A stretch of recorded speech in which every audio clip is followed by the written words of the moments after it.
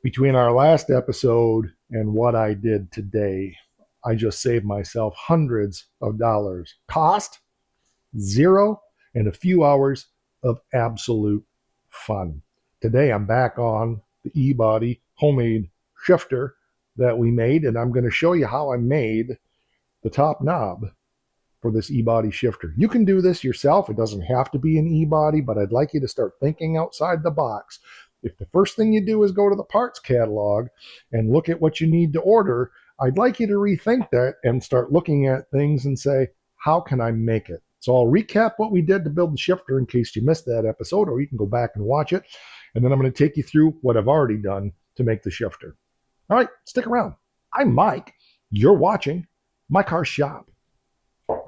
It's not that I never look in a parts catalog to see what something might cost. I mean, if I could have bought this knob and the decal for, $10, I would have done it. Now, I knew it wasn't going to be that cheap, but it did make me think, okay, what do I have around here that I could potentially make a top shift knob out of, and also the indicator pattern that goes on it, or in this case, in it. And that got me to thinking, maybe I've got a piece of aluminum. And as I was digging around, I found something that I think was an even better option. Quite frankly, it was such an experiment. I didn't even video anything because I wasn't sure it was going to turn out, and I just didn't want to waste the time filming. Plus, I really was just having a lot of fun. But when I was digging around, I found this piece of, it's almost half-inch thick plexiglass. And I said, that's perfect. Let's take a bite out of that right there and make the top knob piece. So I took it up to my wood shop, to my bandsaw, and I cut out a chunk and said, okay, I've got a chunk. Now what am I going to do? So the first thing I did was do the wrong thing completely and bring it over here to my grinder and just kind of rough it in. And then I also just made sure that it was uniform and all of that stuff by working it around. But it was completely a block at that point, just an oval block. Once I had the shape exactly how I wanted it, and I had it pretty close with the bandsaw, then the next thing that I did, I clamped my DeWalt grinder in my UTMS, and then I took the plexiglass and I started beveling the edges of that round piece that I had made so that I could get it to have a nice taper where it came up to the top. I'll show you that in a minute. And then I tapered it in this way on the bottom just a little bit so that it was had a little bit of shape, so it would nestle down into the shifter. After that was done, I sat here with a piece of 150 grit and I worked it and worked it and worked it to get it fairly smooth and get most of the bumps out. It wasn't perfect, but it was getting close to being done to the point that I could then take it over back to the UTMS and polish the edges of the plexiglass. So I sat here with that and I really worked to buff out all of the little scratches and imperfections that had gotten in the edges. It wasn't perfect, but it was done. The bottom didn't turn out quite as good as far as the bottom edge as I hoped, but the whole time I was thinking, how am I going to mount this in the shifter? Because I had a plan for the shift pattern. I'll show you that in just a second. And I kept thinking, how am I going to mount this? How am I going to mount this? And it was kind of a stumbling block in some ways, but I pressed on regardless, going, something will occur to me if I just keep pushing long enough and hard enough. Part of my idea with this was I took a picture of the one that's out of going to go in the charger. I guess I hung that back up back there now. But anyway, and then I printed it out because I wanted to put it on the bottom of the plexiglass like this underneath the knob so you could see the shift pattern through the plexiglass. So as you can see, that's what we got. We got a nice clear shift knob put on there, and that printed piece, not that one, but the other one that I did, this one was a little darker, worked out really well. So I knew that this could have a problem with UV. So I brought it over here to the bench. This was the corner it was printed in, and I sprayed it with clear and put 4 or 5 coats of clear lacquer on it just to give it some UV protection. It also caused the black to darken up a little bit. At this point, I'm still scratching my head. How am I going to attach this knob? And I had an apostrophe And I thought, I'm going to do a bead of black RTV around this that will give it some nice blending, and it'll look really good if I'm careful and I do it right.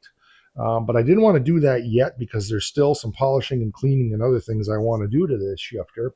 So I decided to just use a little bit of black duct tape for now. It's going to look better when it's not black duct tape, obviously, but for now it holds the knob on there so I don't lose it. And we've really created a very nice custom piece for our shifter. And then that RTV, that bead is going to really hold that nice once I get this further along. I'm really pleased with that. And the cost, a couple hours of work? No, it wasn't work. A couple hours of fun. And I got a nice custom shifter. We made the whole shifter. These handles are from Brewers. They're nice pieces. We made the thing match pretty decently. It feels really good in the hand, which is the most important thing. And I think that knob looks too cool for school. So I don't know if you're getting glare or not. So I'm wiggling it around here. So yeah, I'm really pleased with that. So then I thought, well, I haven't tested this in the transmission tail shaft shifter yet. So I did bring it over here and shoved it in, and everything fits good. I still need to drill this for the 2-bolt pattern because this was actually the clip-in style. But I think it's going to work really well. So the only other thing I'm thinking about doing is, and I got to think about this, is drilling a couple of holes with countersunk screws to just hold this all together, because until this is bolted in, these things can tend to slip, which is why I left. I thought about running a bead of weld down the edge, but I suppose I could go down here above the point where it goes in there. That's probably what I should do, is just go down here and run a tack with the TIG welder on both sides. Just run like a 1/2 inch bead on each side. That would hold the whole thing together, and then the bolts would be irrelevant. So maybe we'll do that at some point, but for now I'm just going to sit on this. Well, not literally. I'm just going to sit on what I've done here and enjoy it for a bit. But I think it looks outstanding. And it's a really nice custom piece to go with that custom console that we built, custom console top, because this matches. And I'm kind of going with that, that brushed aluminum look. And so this brushed aluminum shifter, which it needs more work, in there along with the brushed aluminum console top, I think is going to look pretty swell. If you enjoy buying stuff and not spending the time on it, I have no problem with that. I don't have the money to spend on stuff. I'm extremely frugal. Somebody just recently called me the Reverend of Frugal because I'm always preaching frugality, and I kind of like that. But it's not even just about that. If I had tons of money, I don't know that I would do things much differently, because for me, I just absolutely love making stuff. Now, I need a shifter boot for this. I don't have one. Am I going to make one? No, I'm not going to make one. I'm going to go ahead and buy that shifter boot. The pistol grip handle, I seriously did think about making it out of wood. I think this was $40 from Brewers Performance. I bought this for the B-body shifter. I'm going to go ahead probably and buy another set for the Charger. And they're nice. They're inexpensive. It's $30 or $40. But the pistol grip shifter, the complete assembly, runs depending where you buy it, $250 to $400 for that. And every time you take a chunk like that, we have the grip was the only cost we had. So let's say it was $40. We had a nice E-body pistol grip style shifter. Okay, it's not the right one. If you were doing a numbers matching car, of course you wouldn't use this, right? But for what we're doing, I could emboss stitches down the side of this. I thought about embossing, because the original has Hurst. I thought about embossing Hertz, not Hurts instead of Hurst. I don't know. But if you're like me and you just love the challenge of making stuff, there's no price you can put on that. And the satisfaction, is it perfect? No, it's not perfect. But I made it myself with my own tool hands and some scrap that I had kicking around the shop. And to me, there's no greater buzz than that. All right, I know this was a short one. I didn't, like I said, I was digging and I just got working on it. I wasn't sure I was going to do an episode on this, but the way it turned out and everything, um, I just felt like, yeah, I want to catch you guys up to speed on this because um, it's good. There's going to be maybe some more coming on this. I definitely am going to show you how to modify the tab style shifter to being the bolt style. It's not that big a deal, but we'll probably chuck this in the mill and punch it through rather than doing it on the drill press. But you can do it with a drill press. You can do it with a hand drill, and then you can bolt this together, etc., etc., etc. So yeah, we'll probably put a relief cut in it so that it actually squeezes. I don't know how I'm going to do it yet. I've done it different ways before in the past. I just bolted the crap out of it and left it go. Um, we shall see, shall city. So drop your comments down there.